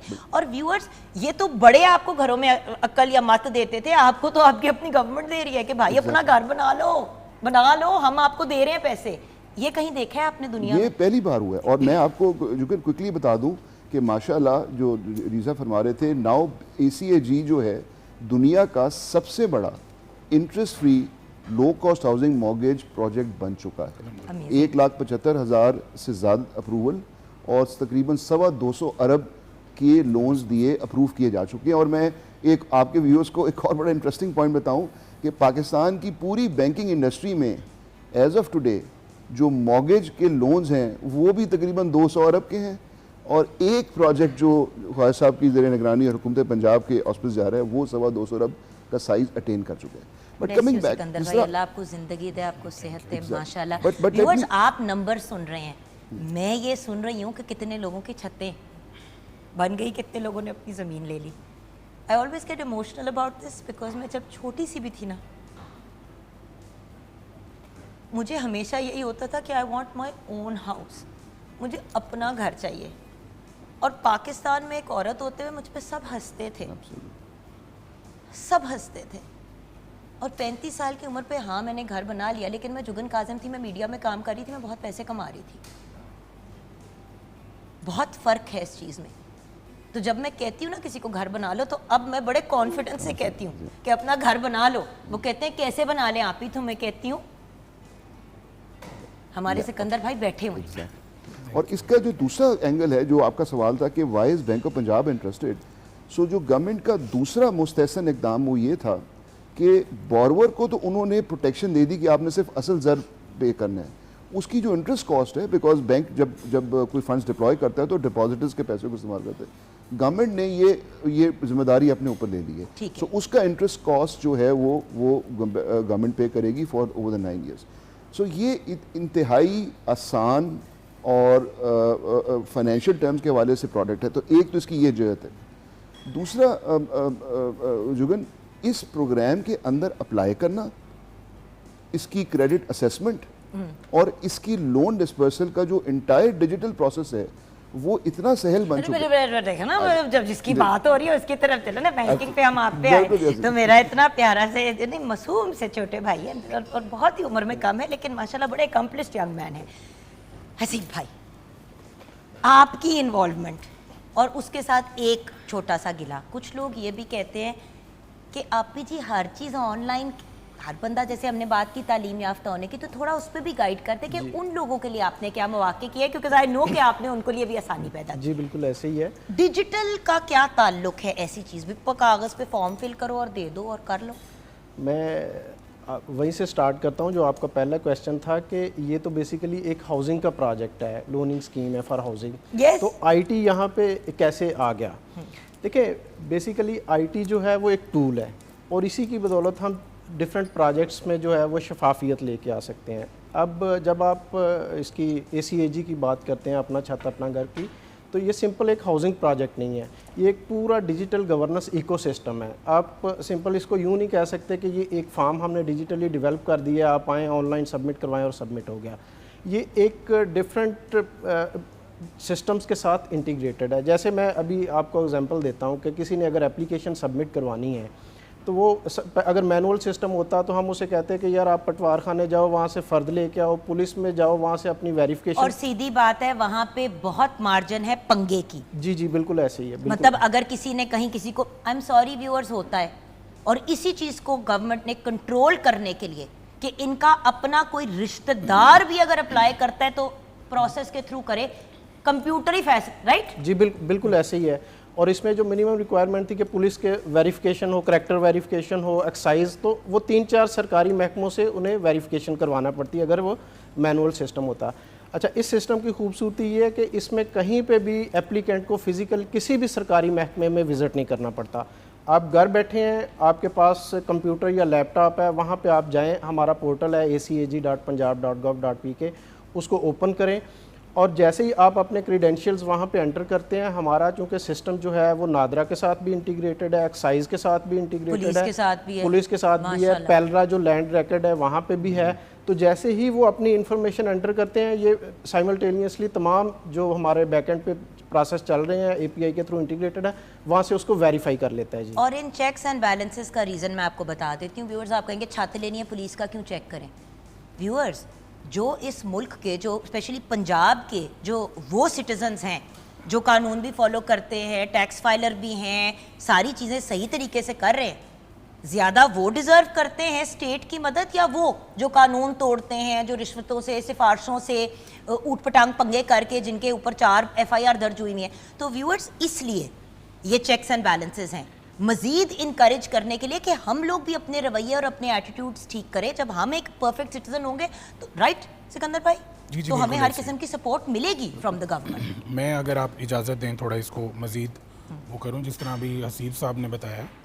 देखिए, गवर्नमेंट का कोई भी इनिशिएटिव होता है, उसमें सबसे इम्पॉर्टेंट चीज़ होती है उसकी ट्रांसपेरेंसी इंश्योर करना। चूँकि उस पर सवालात उठाना, उसकी क्रेडिबिलिटी को चैलेंज करना, वो लोगों के लिए बड़ा आसान हो जाता है। और मुझे आज तक भी ये कॉल्स आती हैं, ओ जी सानू दस्या उन्होंने DG साहब एक फ़ोन करेंगे तो कर्जा हो जाएगा। तो मैं उनको कहता हूँ आप अप्लाई करो कि ये सारा प्रोसेस है, ये प्रोसेस पूरा होगा तो कर्जा होगा, वरना नहीं होगा। इस चीज़ का हमें बहुत प्रेशर भी फेस करने पड़े। अब ये इनको भी डेफिनेटली हर तरह से आते होंगे, लोग पुश करते होंगे, लेकिन आज जब हम बैठे हैं, हम ये बड़ा कॉन्फिडेंटली कह सकते हैं कि हमने सिस्टम में कोई एक्सेप्शन क्रिएट नहीं की। आप आज हमारा पोर्टल खोलें, लाइव अवेलेबल है, GIS मैपिंग के साथ अवेलेबल है। 1 लाख घर मुकम्मल हो गए, उनके कोऑर्डिनेट्स, पिक्चर्स, फैमिली की डिटेल्स मौजूद और हैं। सारा कुछ है ऑनलाइन, सारा कुछ आप online चेक कर available सकते हैं। No but I want to come back to, अब कोई इंसान पोर्टल नहीं इस्तेमाल कर पाता। सी भाई ऐसे भी तो लोग हैं ना जो जी जी 1.5-2 लाख की कमा रहे हैं, उनकी इनकम इतनी है, मगर मसला ये है, या इवन 50,000 रुपीज़ मंथ के कमा रहे हैं, प्रॉपर सैलरी उनको हर महीने मिलती है, सालों से आ रही है, सारा कुछ पूरा है, लेकिन अब उनको सिस्टम नहीं आता चला, उसके लिए आपने क्या आसानी पैदा जी बिल्कुल आपका वैलिड क्वेश्चन है। जब ये सिस्टम डिज़ाइन हुआ तो इसके 2 बड़े इंपॉर्टेंट पहलू थे। एक तो ये था कि इसमें शफाफियत लेके आई जाए और इसको इजी बनाया जाए। शफाफियत तो हमने, जैसे मैंने पहले एक्सप्लेन किया कि आईटी की मदद से हम चीज़ों को ट्रांसपेरेंट लेके आए, लोग अपना ट्रैक कर सकते हैं, हर चीज़ वहाँ पे अवेलेबल है। कि किस स्टेज पे, किस प्रोसेस में, कहाँ पे, किस स्टेज पे है, कहाँ पे, अगर रिजेक्ट भी हुई है तो उसकी रीजंस क्या है, वो सारी जैसे वीजा नहीं अप्लाई करते जी तो जी वीजे में आप उसको ट्रैक कर सकते हैं, अमेरिकन, वो हर कनेडियन, स्टेप पे वेरिफिकेशन होती है, फिर नेक्स्ट स्टेप आता है। क्या बात है। अच्छा, दूसरी बात ये है कि जो अभी आपका क्वेश्चन है कि जो लोग टेक सेवी नहीं है, आईटी ओरिएंटेड नहीं है, तो उनके लिए क्या सोल्यूशन इसमें प्रोवाइड किया गया।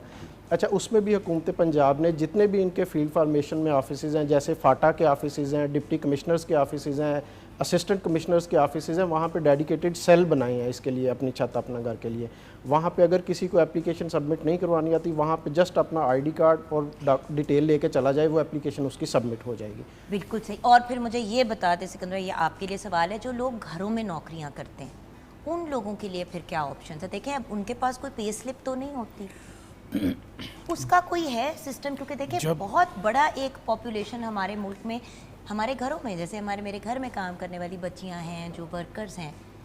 देखें, जब हमने ये प्रोग्राम डिज़ाइन हो रहा था तो उस वक्त ये एक बहुत बड़ा कंसर्न था चीफ मिनिस्टर साहिबा का कि भाई उस पॉपुलेशन को टारगेट करना है जो पुअरेस्ट ऑफ द पुअर है, जो वैसे ही पिस रहे हैं। बिल्कुल, जो कि शायद फॉर्मल बैंकिंग सेक्टर का या फॉर्मल इकोनॉमी का हिस्सा ना हो, जो मेड्स हैं, हाउस मेड्स हैं, जो डेली वेजेस हैं, वर्कर्स हैं, वो लोग। भाई मैंने जाके अपने घर के स्टाफ के सब लोगों के खुद बैंक अकाउंट खुलवाए, अपना वो दे के, जिस बैंक में मेरा अपना अकाउंट था वो अकाउंट ही नहीं खोलते, ऐसे अकाउंट ही नहीं खोलते ना, उनके अपने घर होते हैं। यही तो प्रॉब्लम है, यही तो रोना है हर किसी का अपनी छत का। अब इस स्कीम के थ्रू आप देखें कि अब तक जितने कर्जे अप्रूव हो चुके हैं, ना सिर्फ ये, इसमें मेजॉरिटी वो लोग हैं, अगर आप रैंडमली भी चेक करेंगे आपको अंदाज़ा होगा, ये वो सब लोग हैं जो कोई दिहाड़ीदार है, कोई फ्रूट मंडी में काम करता है, कोई रिक्शा चलाता है, कोई मेड है, कोई मज़दूर है, और वो अब एक फॉर्मल इकोनॉमी का हिस्सा, चूँकि सबके बैंक अकाउंट्स भी हैं,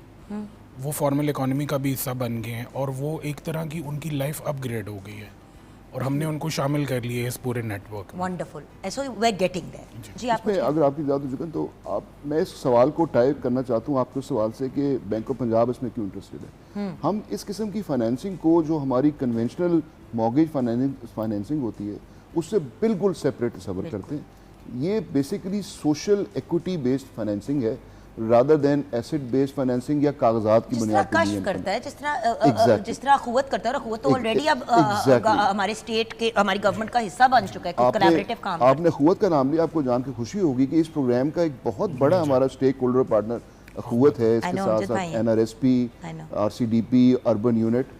सो हमने ये अपने पार्टनर्स का जो नेटवर्क इसी कारण बनाया है कि जो मौके पे पहुंच के लोगों की जो असेसमेंट की जा सके, छे जाए के या बजाय इसके कि हम उनसे कहें कि आप हमें कागजात दें।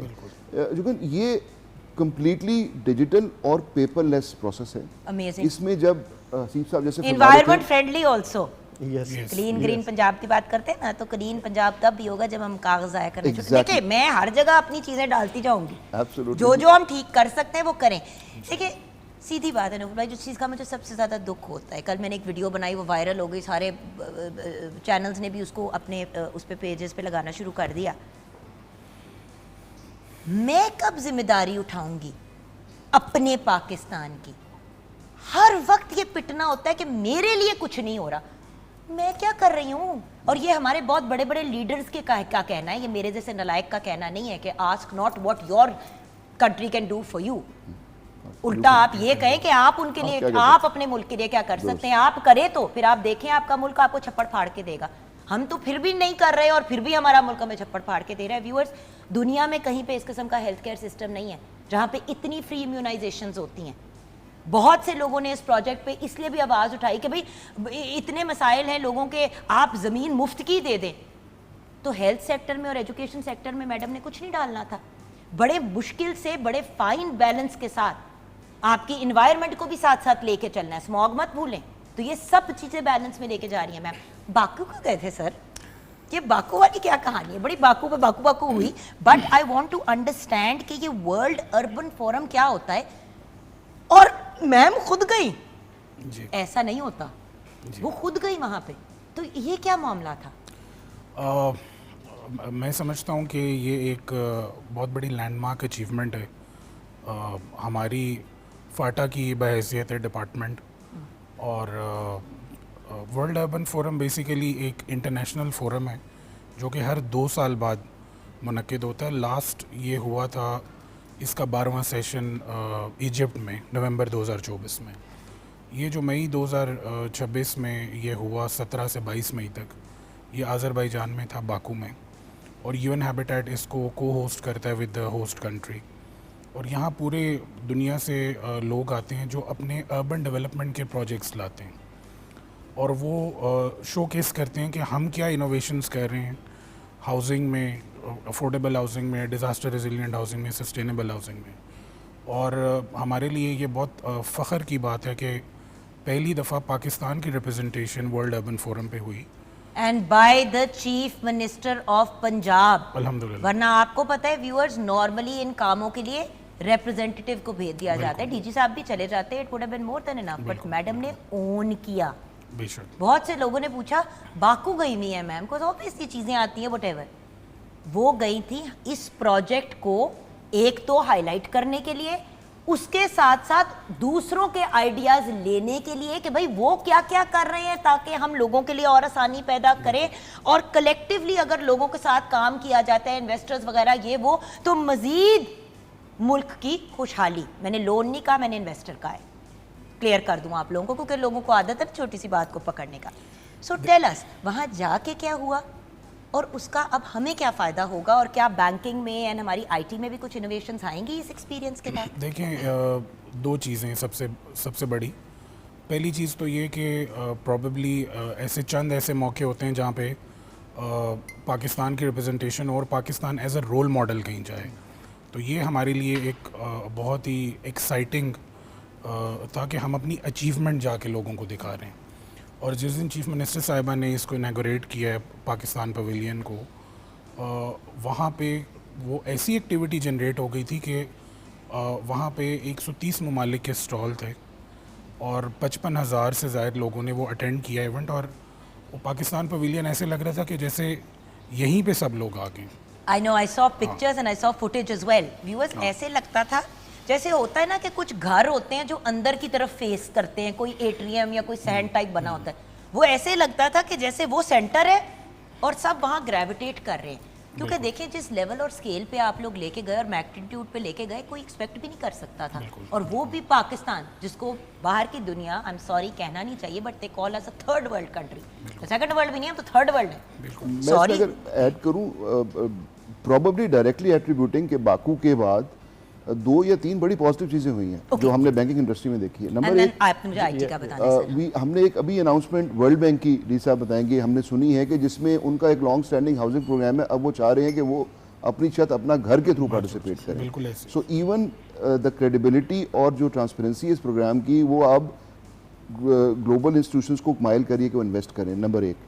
नंबर 2, जुगन, हमारे और जो बैंक्स हैं, हम भी एक बैंकिंग इंडस्ट्री में काम करते हैं और अभी तक बैंक ऑफ पंजाब इस प्रोजेक्ट के साथ as a loan bank attached है, बिकॉज अगेन ये हमारा पैशन है कि हमने लो कॉस्ट हाउसिंग को और सोशल फाइनेंसिंग को हमने प्रमोट आई करना एम है। A client also sir, thank you very I much. Will show you my card. Thank you very much. But एक पॉजिटिव एटीट्यूड और हुआ है कि ना सिर्फ हमें अब बैंक्स ने रब्ता करना शुरू किया है कि वो किस तरीके से इसमें पार्टिसिपेट कर सकते हैं। नंबर 2, जो हमारे और फाइनेंशियल इंस्टीट्यूशंस हैं जिसके अंदर क्रेडिट गारंटी से या इंश्योरेंस से जुड़े हुए फाइनेंशियल इंस्टीट्यूशन हैं, अब वो हमारे पास आ रहे हैं कि जी आप बताइए कि हम किस तरह पार्टिसिपेट कर सकते हैं। सो आई थिंक कि इस प्रोग्राम की जो एक सोशल और इकोनॉमिक इम्पोर्टेंस तो अपनी जगह रही है। आप इसकी इंटरनेशनल वैल्यू देखें, हमारी कितनी पॉजिटिव इमेज जा Exactly, रही है और हमारे लोग उठाए जाते थे दूसरों के प्रोजेक्ट्स करने के लिए, आज हमारे मुल्क के प्रोजेक्ट को एज एन एग्जांपल यूज किया जा रहा है। Viewers, Yes. ये होती है एक्चुअल चेंज, ये होती है एक्चुअल तब्दीली, दैट्स द डिफरेंस। जी, अब आईटी में क्या इनोवेशन, वैसे तो आप हैं इंजीनियर्स, तो अब मजीद इसमें आप क्या इनोवेशन लाएंगे? देखिए, आईटी के जो भी प्रोजेक्ट्स बनते हैं उनमें इनोवेशन तो हमेशा एड ऑन प्रोसेस रहता है, उसमें फीचर्स डेवलप होते रहते हैं। जैसे फेसबुक है या व्हाट्सएप है, तो वो हर आप देखेंगे 2 हफ्ते बाद उसमें जो है नए नए फीचर्स आते रहते हैं। इसी तरीके से हमने वहाँ पे, जैसे अभी आपने कहा बाकू में विज़िट किया, बड़े लोग इम्प्रेस हुए, बल्कि इवन इससे हट के मैं आपको एक बात बताता हूँ, जब वहाँ पे हमें पाकिस्तानी कम्युनिटी मिलती थी तो वो बड़े खुश होते थे कि यार एटलीस्ट हमारा मुल्क भी कुछ प्रेजेंट करने आया है यहाँ पे ना। तो वरना हमेशा हम यही देखते थे कि दूसरे कंट्रीज़ आए हैं, वो अपनी चीज़ें प्रेजेंट कर रहे हैं। तो ये फर्स्ट टाइम हो रहा है कि पाकिस्तान की तरफ से भी कोई अच्छा इनिशिएटिव आया। अच्छा, मैं अभी आपके क्वेश्चन की तरफ वापस आता हूँ। अभी हम इसमें नई इन्हांसमेंट लेके आ रहे हैं। जैसे अभी सर ज़ीशान साहब ने बताया कि जी जब पहली जो इंस्टॉलमेंट है वो दूसरी जो है वो लेंटर की स्टेजेस पे मिलती है। अब हम इसको बजाय इसके कि वो MFIs या बैंक का नुमाइंदा जाए वहाँ पे विज़िट करे फिजिकली, उसको भी हम सैटेलाइट बेस्ड मॉनिटरिंग कर रहे हैं। Amazing. अच्छा, जैसे ही वो पता चलेगा कि जी वो उनका इस स्टेज पे पहुँच गए हैं, तो वो उनकी सेकंड इंस्टॉलमेंट जो है वो उसमें रेडीली अवेलेबल हो ये जाएगी। एनवायरमेंट प्रोटेक्शन में इमरान भाई ने भी किया हुआ है, वो जो गैस के जो वो जो फ्यूम्स निकल रहे होते हैं। मैं जस्ट 10 सेकंड और लूँगा। अच्छा, इसमें इसी सिस्टम में हमने AI भी जो है वो इंट्रोड्यूस करवाई है। फॉर एग्जांपल AI की बेस पे मैं एप्लीकेशन सबमिट करवा रहा हूँ, मैं CNIC अपना नहीं लगाता, फ़र्द किसी दूसरे की लगा देता हूँ, तो इनिशियल लेवल पे भी हम थ्रू AI वो सारी वेरिफिकेशन कर रहे होते हैं कि अगर हसीब ने एप्लीकेशन सबमिट करवाई है तो हसीब अपने ही डॉक्यूमेंट साथ लगा रहा है, कोई फेक डॉक्यूमेंट तो नहीं लगा रहा। तो ये सारी इनिशियल जो है वो स्क्रूटनी होने के बाद एप्लीकेशन जो है वो फिर सबमिट होती है। Amazing. And finally I need your message end of course आप जो भी बात करने लगे थे सिकंदर भाई। हाँ, बस मैं बाकू के हवाले से, वर्ल्ड अर्बन फोरम के हवाले से ये कहना चाहूँगा, हमें भी लोगों ने कहा जी अच्छा आप गए थे वहाँ से, आप क्या फंडिंग लेके आए हैं, क्या लेके आए हैं? तो मैंने उनको भी यही कहा कि आप, हम फकीर नहीं हैं, हम हर जगह फंडिंग मांगने के लिए नहीं जाते। And I find this very offensive. हम अपने मुल्क को रिप्रेजेंट करने के लिए गए थे। आई एम सॉरी, आपको जवाब देने की ज़रूरत नहीं है, मैं आपकी जगह जवाब दूंगी। हम लोग अपने मुल्क को मैं भी अपने आप को बीच में डाल दिया ना, मैं दिल में इनके साथ ही थी, सबके मुल्क को रिप्रेजेंट करने गए थे। आप लोगों की, पाकिस्तानियों की इज्जत बनाने के लिए गए थे और वहां पे एक ब्रिलियंट प्रोजेक्ट सबमिट दिखा के आए लोगों को, जिसको अब लोग कॉपी करेंगे अपने मुल्कों में और कहा जाएगा कि ये पाकिस्तान में इन लोगों ने किया, पंजाब में इन लोगों ने किया। और वहां पे जरूर इन्वेस्टर्स से मिलके आए हैं, लेकिन जो अपनी खुशी से इन्वेस्ट करना चाहेगा। जी, मैं सिर्फ 2 इंस्टेंसेस जस्ट टू एलेबोरेट। हमारे पास वहाँ पे ऑफिशियल्स भी आए, हमारे पास वहाँ पे डिग्नेटरीज भी आए, मुख्तलिफ ममालिक के मिनिस्टर्स भी आए वहाँ पे। जो इम्पॉर्टेंट चीज़ थी, हमारे पास तो कोई ऐसा आर्किटेक्चरल चीज़ नहीं थी हम दिखाते। हमारा जो पवेलियन भी था वो अपनी छत, अपना घर का मॉडल हाउस हमने बनाया हुआ था और हम लोगों को बता रहे थे थ्रू वेरियस मीन्स। हमने वहाँ पे एक VR का सिस्टम रखा हुआ था, डिजिटल स्क्रीन थी जिसके थ्रू हमने लोगों को बताया कि हम क्या कर रहे हैं। तो उन तमाम ममालिक के इदारे जो कि मॉर्गेज फाइनेंसिंग कर रहे हैं या लो इनकम हाउसिंग में कर रहे हैं काम, they actually came to us and they said कि जी हमें बताएं आप किस तरह ये कर रहे हैं। और अभी we are having follow up meetings with them.